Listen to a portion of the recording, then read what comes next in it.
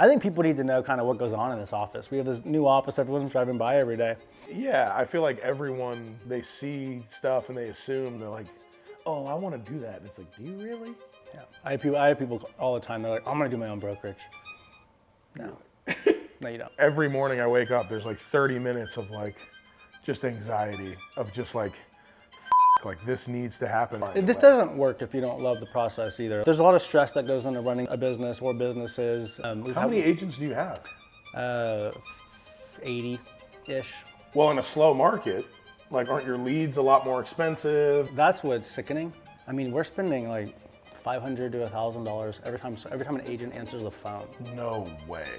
That's the thing. It's like you want to own your own brokerage. You want to spend $1,000 every time the phone rings when people are picky. Why don't we just like shift gears to like this market? There's a lot of like good jobs coming in the door, but like new construction is basically dead. Since we have these talks like every day, why not just capture the magic, right? Yeah. But I mean, yeah, I feel like everyone, you know, they see stuff and they assume, they're like, oh, I want to do that. And it's like, do you really? Yeah. I have people all the time. They're like, I'm gonna do my own brokerage. No. No, you don't. Yeah, because you know, I always tell people, I'm like, well, like, there's two different things in this world. There's like stress. It's like if you have like a shitty boss and you're working like a 9 to 5 and it sucks and you're like just having to work super hard, like you can work through stress. 100%. But like the worry of like, am I gonna make payroll? Like, is this big job gonna come through? Am I, you know, is this client going to lose their mind and cause a lawsuit? Are my agents going to actually sell homes this month? Yeah, exactly. And then are they going to close? That's the biggest stressor. Is like, I mean, we spend like $100 grand a month. So yeah. do you. I mean, it costs like 70 grand a month just to run the company. Yeah, that's like. Well, and that's what will keep you up at night. And I'm like, you know, and I'll have these like every morning I wake up, there's like 30 minutes of like just anxiety of just like this needs to happen. And then like after that, I'm like, no, I'm the man. I got this, you know? But it's just like, that's the thing that you can't just eat through. You can eat through stress. You cannot eat through the worry. Like the things have to happen to make that go away. Yep. Like the money has to come through. But that's why my mantra is always like, there's always a path forward. Because we always just find This doesn't work if you don't love the process either. Like, there's a lot of stress that goes into running a business or businesses. You got to deal with like the people, your leadership teams, your agents, in your case, your contractors and all of that. And if you can't handle that, or if you don't have I think the biggest thing for us is you can match and mirror certain, like every personality type, not just a few. Like if I'm talking to you, it's gonna be different than I'm talking to somebody else. You have to be able to have those qualities as a leader to be able to grow, and you have to also be able to kind of just tone it down. A lot of people think when you're in leadership or you're running the show, you have to like just be this like big bad boss that like, you know, puts the hammer down. Like we don't live in that world anymore. Yeah. You know, you could have done that to my parents. That's what they would have expected, but we don't live in that world anymore, right? But don't you also feel like I don't feel like I'm bringing the hammer down. I feel like I'm giving everyone everything. No, that's my point. It's like we don't. I see you every day. We're probably too nice. Yeah. Which has its flaws as well, but. Yeah, but it's also like I always like to like lead with like love. Like all of our like subcontractors, they're always like, "You're our favorite boss." Like it's like a very family-oriented thing. And then it's like when you're family, those people don't want to you over. You know, like they're hurt if I'm like, hey guys, like we have this issue, and they're like, dude, let's make it right because we treat each other so well. Yep. So that's the other thing is I'm not like this like tough negotiator that's like making money by paying my guys dirt. It's like I rarely negotiate. I always tell them like, dude, like as long as you're giving me a fair price, we're gonna be fine. Mm-hmm. And then sometimes you get some people that get a little greedy, and then a price comes back like an outlier super high. And then I'm like, okay, now you're opening the door for me to look elsewhere. I'm the worst negotiator when it comes to I'm the best negotiator when it comes to my clients. Yeah. I'm the worst negotiator when it comes to my agents. Yeah. Because I love them so much, but that's also why they've all stayed most. How many agents do you have? 80-ish. Just in Austin? Between Austin and Houston. Oh, okay. Majority of them are in Austin. I think we got like 15-ish in Houston.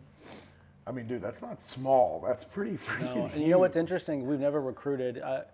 we're starting to get more into the recruiting side of things because we just have never done it. So we don't know what the hell we're doing. We have our ideas of what to do, but I've learned as we've grown, especially being younger when I started the company and being in Austin and the nightlife and all of that, you just meet all of these really cool people. You bring them on as agents. They're kind of your influencers for your brand, which then brings on more agents and more agents. And then if you create an incentive structure around recruiting with the agents, and they just want to bring their friends on, then it always grows. And so that's what we did, and it worked out really well. Just so you got, organically. so organically you got 80 agents. That's insane. Yeah. So imagine if you were like Really tactical about like getting more. I know. But the other thing is you don't. Do I want more? That's what I was gonna say. Do you just want anyone? No, one of my buddies and old business partners. He's out in Houston. He has his own real estate brokerage, and he's also crushing it. And he's, I think he has about 40 agents right now. He's catching up very quickly to where we are. And he called me the other day and was like, I've got 40 agents, and he has a similar model to us where we pay for everything and we give them leads and all of these things. And he's like, I'm trying to like always figure out ways to really add value to each individual agent. And I'm like, okay. And then he's like, but I also like, so he's like, do I want to go get 100 agents? Is that scalable? And I'm like, you can go get 100 agents, but the more agents you get, and it's been hard for even us at Sprout, it's very hard to add value on an individual agent basis because that costs money. Like you can't, like I add value to my agents individually because we spend like $2,000-$3,000 per agent per month on like leads and all like their systems and all of this stuff. But see, that's awesome because that's why someone will be like, what is this brokerage giving me? But when you get, but then when you get to 100 agents, 200 agents, 300 agents, it's almost impossible to do that on an individual basis. Like you have Compass and EXP, they add their value to all their agents in regards to like their systems and their marketplace and their national exposure and all of that. And that's value as a whole to an agent, but that's not individual agent value, right? Well, and the other thing is, if you have 100 people, how many of those are going to be turds? And you're going to be spending $2,000 to $3,000 on that person that's not going to close any of that? And again, so we spend $2,000 to $3,000 a month on a per agent, but not on all 100 agents. Like we have a tiered structure on purpose. Like we have brand new agents coming in, they've got to like show their worth and get into the system. Like it's all based off, a lot of that's based off of the amount of money we spend on leads because we just spend so much money on leads. And right now, leads, everyone, especially Zillow specifically, because I love going on the Facebook forums because everyone just talks so much trash about Zillow. And I think it's hilarious. That's like 50% of our business right now. Well, in a slow market, like aren't your leads a lot more expensive? That's what's sickening. And a lot of agents do know this, but a lot of them don't, especially on a brokerage level. You can go buy Zillow individually. I think they're getting rid of that soon, at least with Premier Agent. I mean, we're spending like $500 to $1,000 every time an agent answers the phone. No way. See, and that's the thing that people that's the thing. It's like you want to own your own brokerage. You want to spend $1,000 every time the phone rings when people are picky and they're not really buying like crazy. And look, there's so many brokerage models out there. We just decided to go with this one because I mean Zillow has a really good return. Every dollar we put in, we get $3 out. It works. But you can open a brokerage up where you do a flat fee model. You can open a brokerage up where you don't do leads at all and you add value in other ways like trainings and whatever. But why did you? Because you have to. I tell all my agents this. You have to be good at your sphere and know how to work that very well. But what is this sphere? You need to talk about your sphere of influence, your friends, your family. You're doing open houses, going and networking, like that, managing that. All that sphere. The sphere is just. It's what an agent goes and gets on their own. Right. It's what each individual agent brings to the table. Yeah, they need to be good at getting that, but then they also need to be good at generating leads in some form, whether it's through their brokerage or if they want to do it themselves. You have to be, in my opinion, you have to be good at both because like right now, Sphere is dead, right? It's been dead for probably 8 months, maybe a year in some cases. And I have that's going to follow the market. And I had some agents that really struggled with that weren't on, even here, that weren't on leads, that then got on leads because their Sphere was incredible. And then everything died off and rates went up and people just kind of tapped out. But if you know how to go and procure the leads and find those people and get good at that and learn how to have conversations with people you don't know, then at least you always know where you can go to find business if business isn't there. Mm-hmm. You know what I mean? Because like Sphere business, like a referral those are layups. Yeah. They're all, there's not much skill to converting that person because it's a referral or someone, other than like open houses, that's more. Well, and they know you already. You don't have to like talk up how you can offer value to them and why you're going to be a good agent. That's right. But I guess my question that brings up is like, are there certain agents that are just sphere-oriented agents that can't work the leads? Or do you think everyone has it in them? I'll give you an example. I have an agent in Houston. I love him to death. He's like the perfect agent. His name is Zach Toth, and he's a full-time school teacher. I don't know what I think he's at 10 million this year. Wow. As a full-time That's a awesome. full-time school teacher. I'm like, I haven't asked him yet, but I have my assumptions. I'm like, what, are you just like slipping some cards in your kids' pockets, let them go to school, and then they're putting them on their teachers' desks every day? Like, what's going on, bro? Because you're crushing it. That's awesome. I think he is the #1 agent in Houston right now. I mean, because 10 million in this market right now, volume-wise, for majority, that's a top producer in general in this market because it's just so dead. But he doesn't need anything from me. He's just like, hey, just close the deal, or here's the DA to get paid. He's easy, right? So he doesn't need leads or one thing because he's got his own thing going. But well, and then like in this dead market compared to like when it was red hot and every person in the world was like, I'm going to just become a realtor because you could just sell a house by just saying you wanted to sell it. Yeah. How do you like keep morale up when it's like you have to work so much harder and it's delayed gratification, right? So like all these agents, they're working something now that might not come to fruition in 6 months plus. Like, how do you keep morale up? Like, how does that go? I mean, it's not easy, but a lot of these agents have been here for a really long time, and so it's nice. April gets mad sometimes because, I come to the office, and same with you. I come to the office, and basically I hang out with my friends all day, and that's how my agents look at it too. Like they come to the office, they hang out with their friends all day because everyone's just so close, and I'm so grateful that I have that because. Could you imagine not going to an office where you can hang out with your friends? Yeah, I mean, it's awesome to a certain extent, but it's so funny. Yeah, my wife's like, I'm at home all day with the kids, and you get all this social interaction with everyone, and I'm like, I want to kill half these people. You know what I mean? Or like, I'm just like, yeah, but you also don't see all of those other stresses and worries that we're talking about, right? But I also do get that, like, I mean, it's pretty cool. This office is the office awesome. is cool. Our people are cool. Which makes the culture amazing, which helps with morale. But again, we also have the systems. Like they don't have to worry about when their next deal is going to come. They don't have to worry about where those deals are. They just have to do it. All they have to do is go into the system, start calling buyers, these buyer leads or seller leads that have come in over the past 6 months, year. You can be strategic on how you filter that. But I always tell agents in general whenever they're interviewing brokerages, including like if they're interviewing me, what is it that your broker is going to do for you, or what resources does your broker have for you to be able to have conversations with buyers and sellers every single day?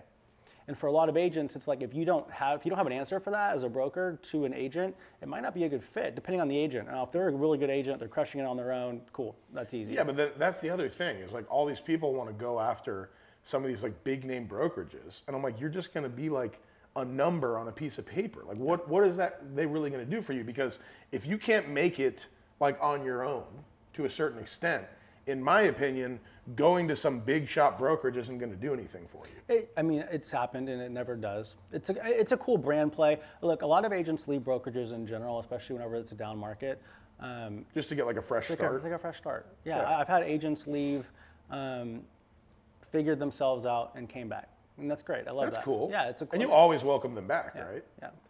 I mean, that's awesome. Yeah, it is what it is. But no, I don't think, for a lot of agents, I don't think that just switching to like a Compass or a Douglas Elliman is going to change the game for you. I mean, they have their pitches and all of that, but I've never been in a situation, even when I first started Sprout, where I went on like a listing appointment, I was working with the buyer, and they're like, oh, I've never heard of Sprout. I don't want to work with you. Yeah. Right? It's the agent. It's not the brokerage. Well, I mean, honestly, I think it seems like to me, and correct me if I'm wrong, like it's pretty rare for a brokerage to invest that much into their individual agents. Oh yeah, you don't see that often at all. And why did you choose to like do it that way? Well, when I started the company, I came from a lead gen background. I came from cold calling. I worked for Tim Heil at Keller Williams at the time. That's where we met. That's where we met. And But I remember I was a cold caller. I was Yeah. I was inside sales agent, and we were just cold calling. Oh, you were always crushing 5-6 hours a day, generating seller leads. And so my background, when I got into the space, because I joined Keller Williams individually before going to the Ohio Group, and the first thing they said in one of their trainings was, I want you to build a list of 100 people, and then I want you to call all of them, asking if they're looking to buy, sell, or invest. That's like the most used model. thing that they want you to say. And I was like, I'm not going to do that, because I was new too. Like, I'm not going to call my friends and family. I want to get good first, and I want to fail on people I don't know. Yeah. To where then my people are going to start calling me because they're seeing deal flow come in. Man, that's the thing. You can't make this into like a pyramid scheme. You can't be like, oh, I'm selling LuLaRoe now. Let me go bother all of my friends and family. It's like you need to start crushing, and then people be like, dude, like, you're killing it. Can you help me out? 100%. And then it just happens organically. Because, dude, the same thing with construction. It's like, I was like, I need to go do all my own like investment projects and stuff and like learn everything. And then it's like, only can you start working for family and friends when you're like good at what you do. Yeah, you have to build credibility. But it's kind of like, dude, that's a tough thing. It's like a chicken before the egg thing. Like, a lot of people, their parents might be like their first big sale which is or fine. something. Yeah, which like makes sense, right? Like, but like, yeah, you can't just go and like, like you could really bomb your sphere day one by hitting up that whole list and it all up. And who knows how many people that person knows within your sphere. Yeah. Like at least if you get like a Zillow lead or just a random person that you don't know, if you mess up a little bit, it's not like the end of the world. Right. But you also need to have broker support, at least as an agent. Like if you're doing, like I have all my agents like on like, I mean, none of them are on their first deal anymore, but when they were, like I would be so involved on their first, second, third deal. I would get on the phone with the clients if I needed to. I'm always checking the agent contracts in the back end in like 2 seconds just to make sure that it all looks good before they send it off to their client. I mean, going into the little details that actually, like even the body of the email whenever you send your first offer and what to put in your offer and how to do it, like all those little nuances make a big difference. Why don't we just like shift gears to like this market? I mean, like I'm interested to see like what you're seeing on the realtor side, because from my perspective, new construction is really, really slow. We have some really, really big projects of like very wealthy people, but it's far and few between. So like remodels are screaming right now because interest is so high that people are locked into this rate in like the 2 or 3%. They just want to remodel their house with cash without getting a construction loan or without buying a new property. So like for me, huge remodels doing really, really well. I even have a lot of like kitchens and baths and stuff going on. So it's like there's a lot of like good jobs coming in the door, but like new construction is basically dead. Mm-hmm. And I mean, like, what are you seeing on your? It depends on the.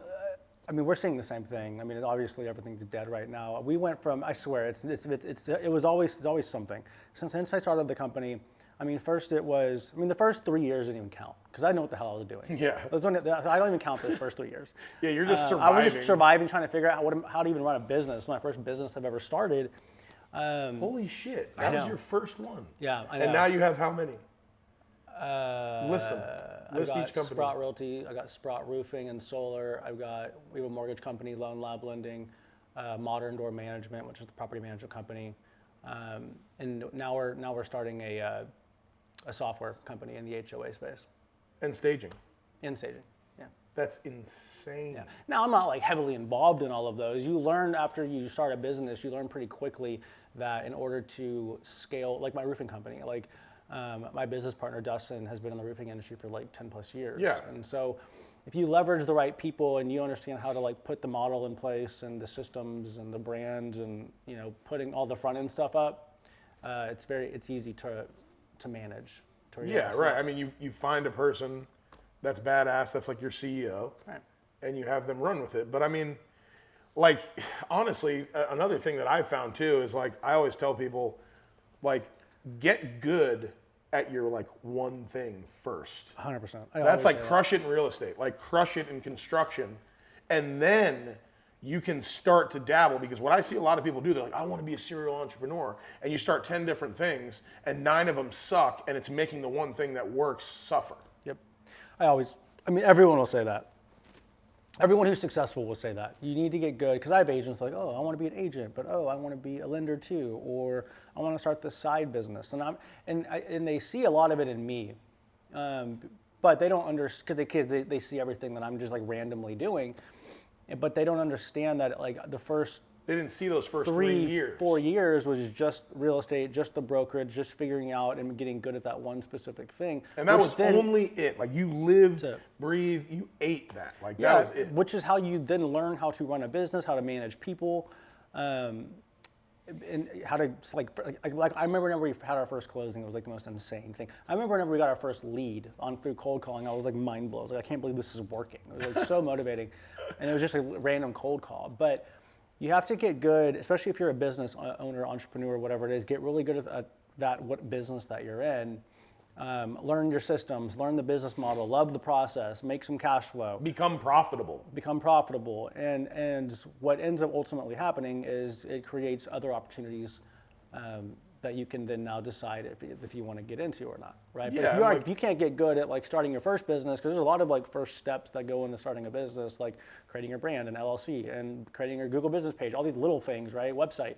Yeah, like SEO, like how are you going to get seen? Before you even start systems, and you have to have upfront capital for that kind of stuff. So, but again, once you get good at that, then it makes it's very easy to replicate a business model.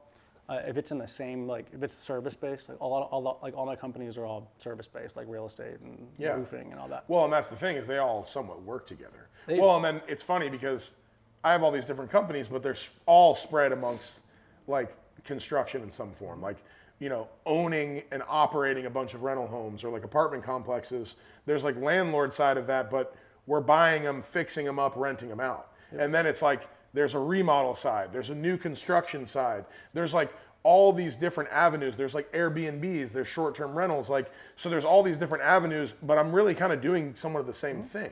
Like so much about lending because you've dealt with lenders from your whole career. I knew everything about lending just because even before starting a mortgage company, just because like I dealt with so many problems with lenders while doing transactions to where I had to just figure out the problems for them. Yeah. It got to a point where I was basically my client's lender at the same time. If there was a problem, like if there was a solution, I knew what it was. Yeah. I tell all my agents that this is just a life thing. Like you have to become a master problem solver in life, no matter what industry you're in.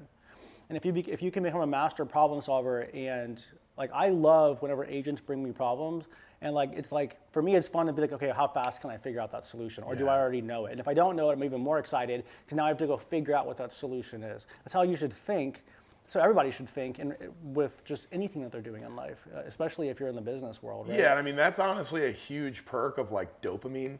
Like there's just constant issues that like they can drive you crazy on one hand, but it's like, it's what is driving you. Like I love that kind of stuff. I'm just like, that's why I said there's always a path forward. Like there hasn't been an obstacle that's like collapsed me, Right. That's like a super rare thing. Usually you have like, 10 or so horrible decisions before that actually happens, right? Like there's always a way to navigate through these things. It's funny, a lot of brokers, some do, but there's a lot of brokers that don't do this. And then there's a lot of agents that have come to Sprout that one of their biggest concerns was they didn't have broker support, or they were nervous to call their broker because they didn't want to annoy them. And like everyone, and it's funny because how it works now here, but everyone here, they call me with their problems because they know that they can.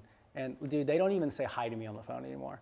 Like it's whenever my agent calls me, it's they just ask me the question and I immediately give them the answer. That's what I believe in. Let's move quick. Give me your question. I'll answer it so that way you can learn quickly, and then boom, hang up. They don't even say bye. It's like no hi byes anymore. It's just like question, boom, like, don't waste my time. No, they just know now. It's like I know that for this, I know Cody's busy, and if he's going to take his time out of his day to answer my call, to answer a question, it needs to be quick, right? And I love all of them. We talk all the time, but when it comes to like the question, it's like let's boom, boom, boom, boom. Yeah. Let's just knock it out, and because it makes it easier for me to answer more phone calls throughout the day. Now, is that scalable? No. Does it stress me out sometimes? Yes. But do I love it because I love solving their problems for them? And I mean that's what you're here for. That's why people want to come to a place where there's a guy that has a ton of experience that is going to be like, because what's so funny is the individual when they first like encounter that problem, it seems world ending. This happened to me so many different times. And just having people with more experience oh, I've already done this, do this, that, and that, and you're good. And they're like, oh my God, you just solved my life, you dude, know? it's so funny. Some of my agents, they get, like, they'll have a problem and they don't know, I guess they don't know the solution, and they just are like losing their minds. Like, this deal's not gonna close. I don't know about real estate anymore. Yeah. And I'm like, dude, the answer is so simple. Yeah. I need you to make these 2 phone calls and ask these 2 questions, and it'll fix your problem. Yep. Because agents, like, part of solving problems is knowing who to call. Yes. I'm not always the person to call, right? Sometimes it's title. Yeah. Sometimes it's the lender. Sometimes it's both together, right? Sometimes it's also someone else's issue that is fucking you, but you just have to be like, you know what? I'm gonna do everything in my power to fix this, but at a certain point, if it's not my fault and I can't change it, you have to just kind of like move on, right? My investor, he would hate me saying this. So when I started my company at 23, I went to him to raise 300 grand. Just 23. I didn't know what I was doing. I had never started a business. I never sold a home when I met with him either. It was like January 2016. Are you kidding me? Dude, it's crazy. It was I showed Fake it till you make it. I was like in this like such a realtor outfit, like just like tucked in shirt, Slacks and my with like chinos, and like my nice shoes, and a long pea coat because it was January. And I walk in there because my buddy had introduced me to him, and I was looking to basically open a brokerage up that had a similar model that's based around cold calling and all of this, but I had never sold a home. Because I went basically from inside sales agent to an agent for like a month and then quit. Because I was learning the model, quit, and I pitched the idea to my investor, not ever selling a house. But it took 8 months to like formalize it and get everything done correctly. Because I wanted it to be when I start Sprout, I can quit what I'm doing here, and next day Sprout's operational. Yeah. That's what we did. So luckily I had sold 55 homes within an 8-9 month span, because I was like a hardcore cold caller listings, and 55 homes in 8 or 9 months. Yeah, it was a blessing, because I knew what I was about to get into, and I knew that I needed to have that experience very quickly to be able to run the business and have it generate revenue quickly as well. Because it was 300 grand to me, was a lot, and I'm like, I don't like owing people money. Oh, it's like the worst. Feeling. And so, I was always trying to get that paid back, but it worked out. That's awesome though. Yeah, it was insane. Well, and that is really what's funny, is just like, there's so many things that you can just like, if I learned anything from like Gary Keller, it's like fail forward. You know what I mean? Like, I just love that. It's like, by the time a year goes by, there's some people that want to become a perfectionist and become an expert before they ever start. Then you could just go through your hard knocks for a year and just get kicked in the dirt like all the time. And then you're somewhere and you've made it. You know what I mean? And it's like, yeah, you have to have like the right people in your corner. You can't just go out and like play with millions of dollars and like lose people money and stuff. No, yeah, of course. But if the only thing you're risking is your own career and you're not hurting anyone else, and you have people for like safety nets, you got to just go, 100%. I mean, for us, the market's been slow, as it has been for everyone else. And in the construction space, same thing. And even new construction, you're seeing it with like the big production home builders, because they're offering these ridiculous incentives on the rates and stuff to the agents and all that. It's interesting. This market's been so weird the past 3-ish years, because I swear when something happens, I get so stressed out, and then I swear the more I stress, better things happen when I stress, which is the exact opposite of like law of attraction. Being positive causes positive results. But like the first thing was COVID, and I was sitting on this. We had a couch here at one point before we remodeled, and it was like and I was just sitting there like this, like all slunched over, because they were like, oh, we're going to be going into a 2-week shutdown or whatever, and I was like, it's over. I was like, we're done. Like, what people are going to be buying houses? I remember thinking the same thing. I was like, who the fuck is going to be remodeling? I was like, we're done. We're giving up. Everyone's done. Get out of my office. It's no more. Shutting the doors. And but I sat there and I was like, well, I don't know. I don't see a way out of this. This doesn't seem like this is going to have a positive result. And I mean, God, what? After like the 2 weeks of which I never even went shut down. I was just still driving around and doing my own thing. But after the 2 weeks, everything just like totally ramped up. Insane. I mean, obviously, remember how insane that was? I mean, dude, that's what I'm saying, is like, that's where people were like, You can't look at that situation and think that that's normal. Probably won't ever happen again. No. Dude, that was the most unbelievable thing. And this is how I noticed something weird was going on. It was like 2 weeks after I was having a little sad session about life in my business. I have those every I was once in gonna a while. I was gonna show a house, and I was trying to schedule it, and they were like, you're gonna have to come to the open house because we have too many showings. And I go to the open house, and there's a line out the door around the block. On this just one, it wasn't even like a cool house. It was like a basic house in Round Rock or Cedar Park. I don't remember where it was. And I'm like, well, this isn't normal. So I was like, is like the news here? Are they like doing like something cool? Like, what's going on? And it was just all these people wanted to see this house. And then it was on the news. That house was on the news.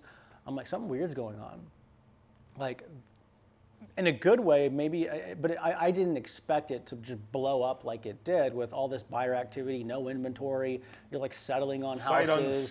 Sight unseen deals. People buying homes from different states. No option periods. No option. Like just insane. You couldn't even put an option in.